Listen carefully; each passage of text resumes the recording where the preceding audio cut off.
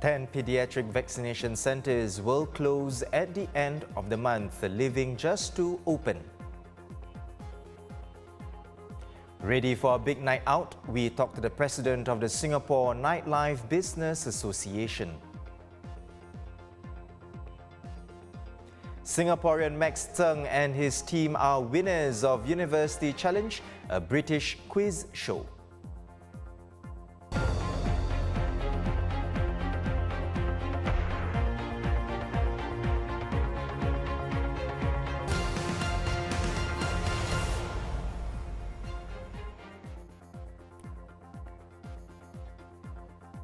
Good evening, you're watching The Big Story with me, Haryanto Diman.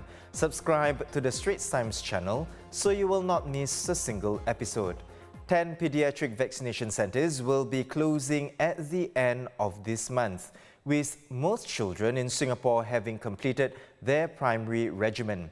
The closures mean that just 2 centres will remain in operation after April 30th at Hougang Community Club and Senja Cashew Community Club. As at April 3rd, 79% of children aged 5 to 11 have either booked an appointment for or received their first dose of the COVID-19 vaccine, while 66% have received their second dose.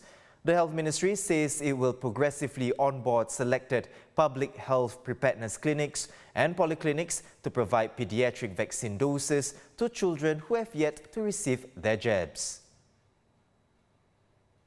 While cruises to nowhere are likely to remain the norm for most of this year, the Singapore Tourism Board is working to set up a few port of calls by year-end. Popular destinations being considered include Bali as well as Port Klang and Penang. STB says resuming port of calls isn't easy and requires detailed planning. For example, measures like mask wearing and COVID-19 testing protocols need to be standardized among the countries that a cruise intends to stop at. In exactly 2 weeks' time, Singapore will once again have a nightlife. Bars, pubs, karaoke lounges, discotheques and nightclubs can resume operations on April 19th after being closed since the start of the pandemic. One thing to note, at clubs and discos where there is dancing, a supervised antigen rapid test will be required for patrons before entry. I'm now joined by Nasen Thiagarajan, President of the Singapore Nightlife Business Association. Welcome back to the show, Nasen. SMBA's Facebook says the resumption, quote, marks the start of rebuilding efforts. How battered is the nightlife sector by the pandemic, and how is the sector going to rebuild? Yeah, so it's a sector that was first to close, pretty much last to open. If we look at the data on the exit grants that was issued at the start of the pandemic, some 400 applicants applied, and I would say a handful of them would be nightlife. We've got 400 that got approved for the pivot program, and then that got reduced down to 100. So I would say a fair bit of a few hundred businesses have already closed. So what's left out there in 100 of them in the pivot program, or those looking to re-enter the industry, it's going to be a very small base to come back. And with all other issues like manpower and rising costs, there are going to be a lot of setbacks for these businesses. However, they'll take it on their stride. It's been a long wait, and we look forward to starting off with a small base and, of course, building on it with exciting things coming up like the F1. It will be a long process, but the businesses are looking forward to it. And what are the challenges do your members face in this rebuilding, Nasen? And which are the most pressing issues, you reckon? Yeah, I think I've just covered that the rising cost is one that the whole F&B sector faces, and the nightlife sector will not be spared as well. Fuel costs has gone up, produce, liquor, beverages, everything has gone up. So with rising costs, rentals stay the same. The industry hasn't opened for 2 years, so you've got mounting debt. So with rising costs, it is going to be a tough one. But I think the toughest for everyone would actually be the manpower crunch that everyone in the services sector faces.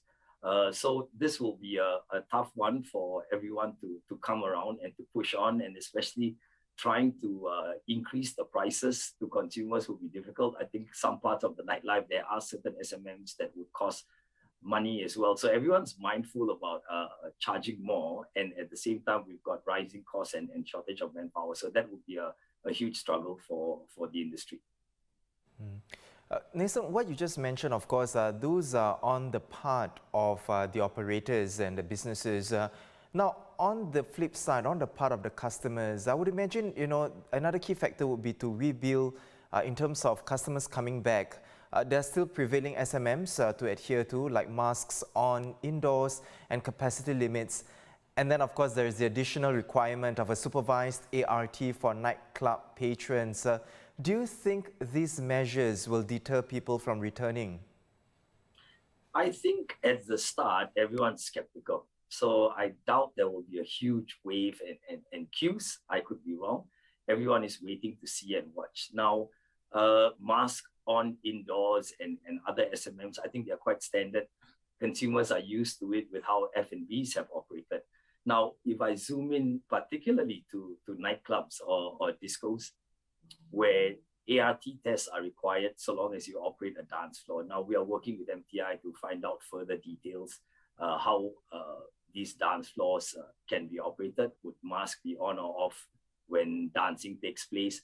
I think those are things that we're ironing out this week. But for patrons-wise, I think everyone can feel safe that when you're in a club or a disco, at least everyone in there has taken a supervised ART test.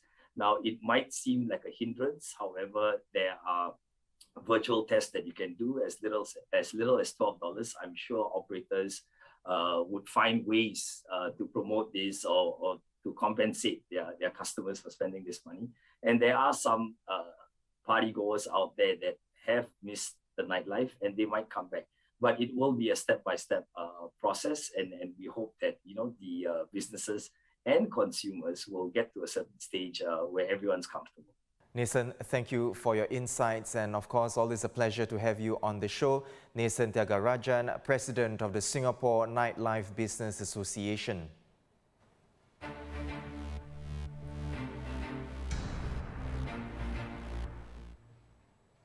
Parliament is currently debating the White Paper on Singapore Women's Development, with Communications and Information Minister Josephine Teo kicking off proceedings. She says every generation has a duty to find new ways to uplift women. And to help women advance, Singapore must not shy away from dealing with the challenges faced by women daily. Even as we were fighting hard to battle the pandemic, we remembered the daily battles that women may still face. The battle with time to fulfill multiple roles and responsibility. The battle for recognition of the challenges women and girls face much more than men and boys. The battle with sexual predators who, having been tamed in analog Singapore, now rear their ugly heads in our digital world. The battle with social expectations on what work we do, what chores we share, what words we say, and even what clothes we wear.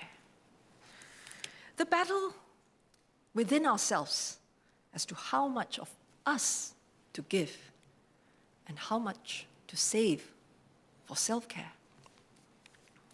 To help women advance, we must not shy away from dealing with these battles. On the contrary, we must always see the progress of women as a journey without end, where every achievement is a foundation to aim for new heights. In every generation, we have a duty to find new ways to uplift women. A wider adoption of flexible work arrangements are one of the proposals in the White Paper. Over 10,000 companies already have such arrangements, and by 2024, employers must consider staff requests for flexible work arrangements fairly and properly under a new set of guidelines. Here's Minister of State for Manpower, Gan Sia Huang. Flexible work arrangements apply not just to men, but also to women. With greater workplace flexibility, coupled with a supportive workplace culture that recognizes both men and women have a role to play in caregiving, more of us will be able to manage work and family. As safe management measures gradually ease, we may be tempted to revert to pre-pandemic ways of working. However, if we do so, we will lose the many benefits that flexible work arrangements bring to employers and employees. The White Paper has laid out our plans to strengthen and sustain flexible work arrangements at the workplace. We will introduce a new set of tripartite guidelines on flexible work arrangements by 2024. The tripartite guidelines will prescribe fair and proper practices that employers should adopt, such as having a proper process to assess employees' requests for flexible work arrangements and communicate the outcome of such requests. This will establish the norm that it is acceptable to request for flexible work arrangements while maintaining employers' prerogative to approve or reject the request based on their business and operational needs. Senior Minister of State Sim Ann focusing her speech on online harm experienced by women and girls, highlighting the work of SG Together Sunlight Alliance for Action, which she co-chairs. Ms. Sim says the digital safety gap must be closed so that women and girls can feel safe and confident online. Not everyone is aware of such online harms or what they look like. Based on a sensing poll conducted by the Sunlight AFA, 31% of respondents have either personally experienced or witnessed gender-based online harms, or both. However, you can feel the devastating impact of such harms on individuals and their families, even if you have never been directly targeted. The AFA will roll out more initiatives in the coming months to empower individuals to recognize online harms and build a more holistic system of support for victims. These include a workshop to equip youths to support peers who may be experiencing online harms, and a pilot to provide counseling intervention to victims of online harms. We will work with community partners to develop public education initiatives to drive awareness about online harms and promote digital safety. And Social and Family Development Minister Masagos Zulkifli is appealing to men to step up, particularly in playing a bigger role in sharing the weight of caregiving. Our approach is not about asserting the rights of one over another. As men, we have a big part to play to encourage equal partnership. In our homes, as fathers, it's our responsibility to teach our sons what it means to respect all women, starting from a young age, instill in them the right values, and be role models ourselves through our actions, for them to grow to be gentlemen. More tangibly, we can play a much bigger role in sharing the weight of caregiving. We need to pitch in more. Some have and many more can. Because in a partnership, we can build on each other's strength and be better together for our children and generations to come.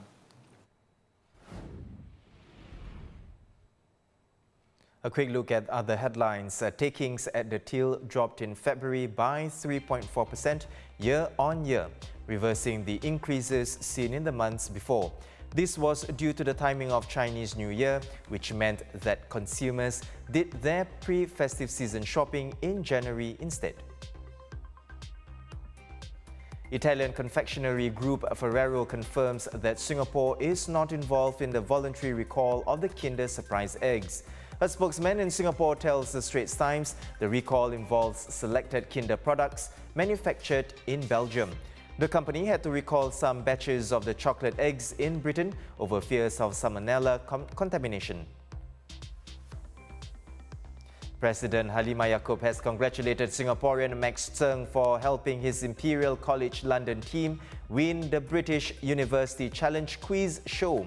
Nicknamed GPS Tseng and Human Atlas, the 22-year-old biochemistry student shot to fame during the tournament for his knowledge of world geography.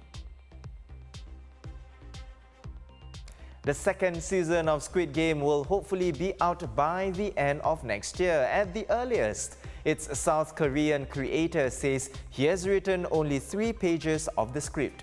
The hit series took the world by storm last year, watched by 142 million Netflix subscribers.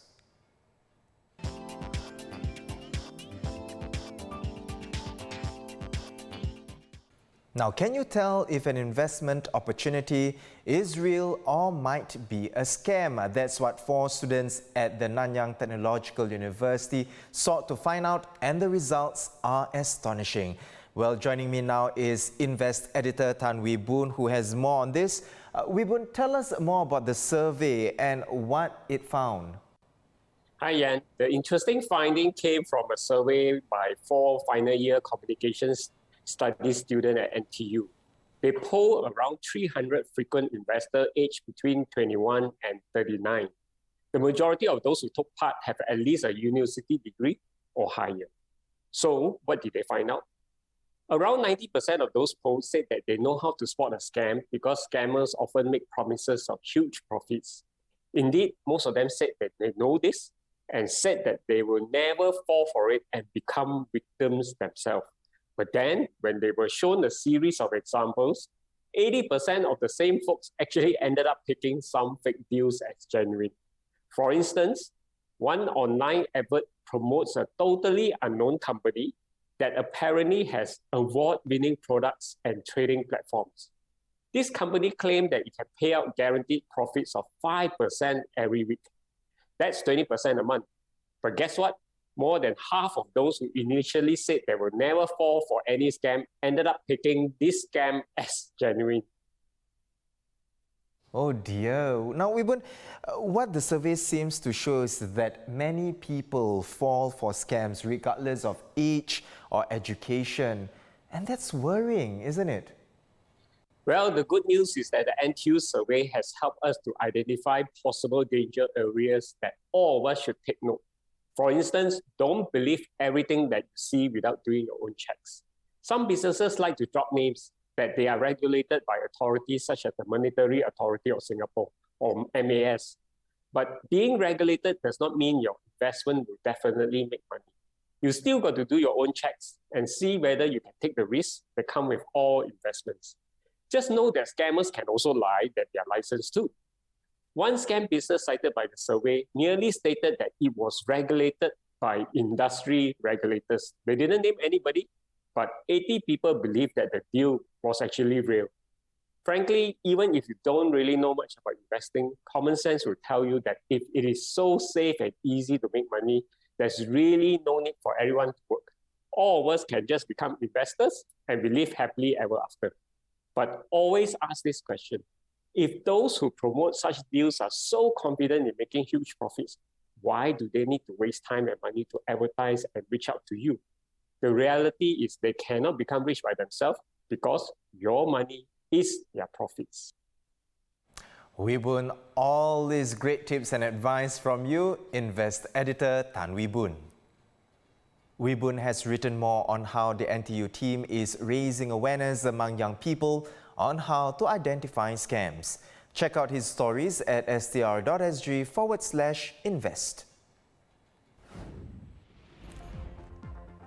Visit straitstimes.com for more news and our YouTube channel for more videos. Subscribe by hitting the red button below. I'm Haryanto Diman. See you tomorrow for more stories on The Big Story.